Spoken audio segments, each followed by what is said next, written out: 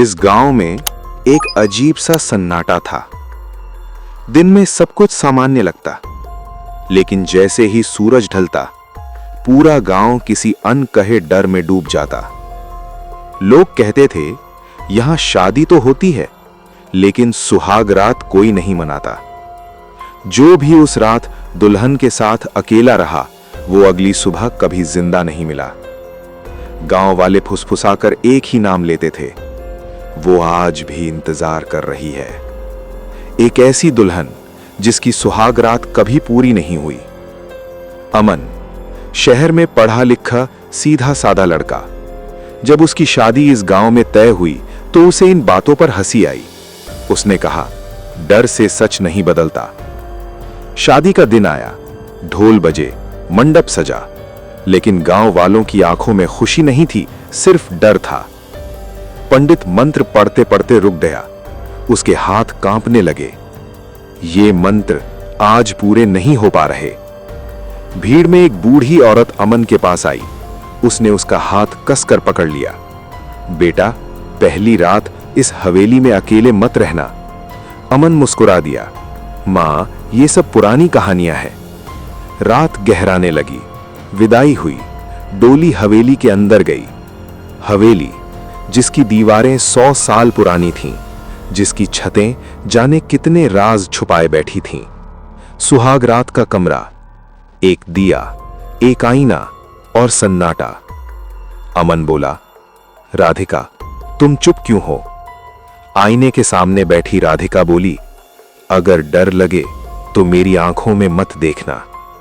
अमन हंसा, लेकिन तभी खिड़की पर नाखून घिसने की आवाज आई। छत से पायल की छन छन। दिया अपने आप बुझ गया।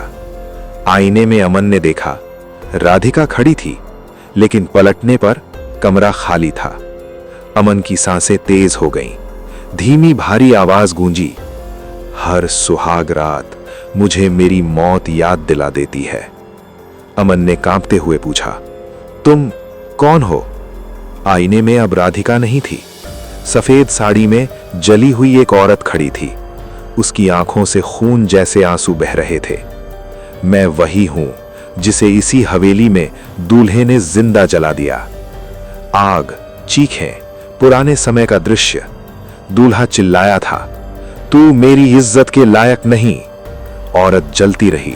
मरते मरते उसने कसम खाई, हर सुहाग रात मैं वापस आऊंगी। अमन डर के मारे पीछे हटा, लेकिन भागा नहीं। उसने कहा, अगर तुम्हें इंसाफ नहीं मिला तो मैं तुम्हारी कहानी सुनूंगा। पहली बार उस चुड़ैल की आंखों में गुस्सा नहीं, दर्द था।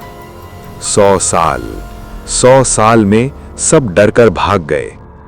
अमन उसके सामने घुटनों पर बैठ गया। तुम राक्षस नहीं हो, तुम पीड़ित हो। हवेली कांपने लगी, दीवारों में दरारें पड़ गईं। चुड़ैल रोने लगी, आज किसी ने मुझे इंसान समझा। तेज रोशनी फैली, हवेली जलने लगी। सुबह हुई, गांव वाले दौड़े। हवेली राख बन चुकी थी और उसके सामने अमन जिंदा खड़ा था। एक आवाज आई, अब ये गांव आजाद है। सबने राहत की सांस ली, लेकिन अंतिम पल अमन की आंखों में एक सेकंड के लिए वही लाल चमक और आवाज, हर कहानी खत्म नहीं होती। ऐसे ही और हॉरर स्टोरी सुनने के लिए लाइक, कमेंट, शेयर और चैनल को सब्सक्राइब जरूर करें।